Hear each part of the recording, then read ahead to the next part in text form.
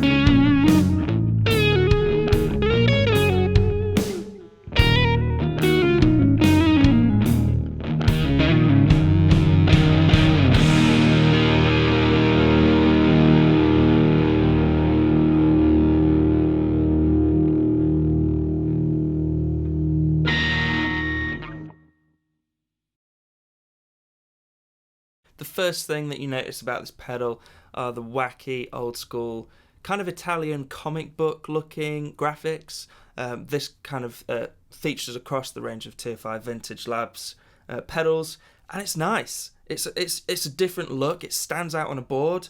When I saw pictures of the pedal, I thought maybe it would be some sort of sticker, but it's a really high quality finish on here.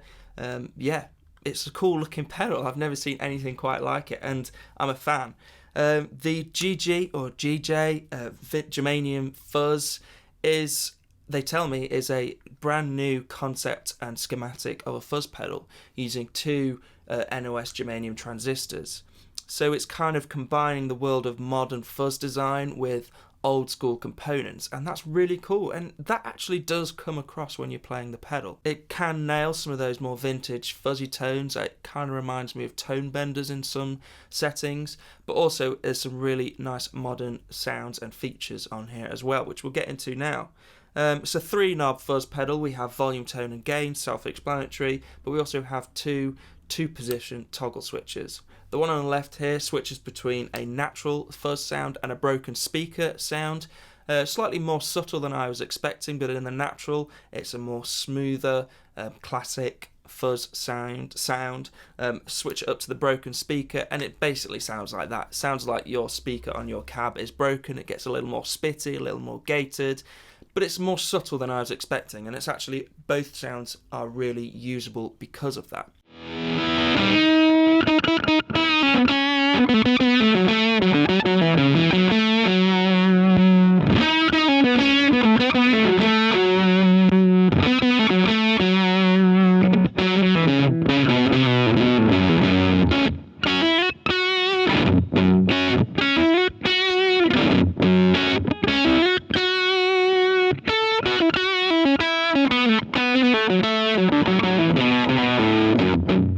The little switch on the right hand side switches between fuzzy and fatty, and basically it's a low end cut control. In the fuzzy side it shelves off some of that low end, in the fatty side it brings some of that low end back in for a much fatter sound. One more thing to note is that internally there is a little dip switch, and as far as I'm aware, kind of you switch it depending on what kind of pickups you're using. So if you're using a much hotter humbucker or maybe even an active pickup, you'd switch it to the other setting. Because most of my pickups are passive, lower output vintage style, I've left it as it was sent, and that really suits what I'm using at the moment, and it sounds great. I hope you'll agree with me. In the intro song, I went for a more sludgy, higher gain sound, I guess, but really it does a lot of different tones that we'll get into right now. I'm using my Music Man Cutlass in this one so we can get a mixture of the humbucker and the single coils into the Victory V40, set up pretty clean with a little bit of reverb.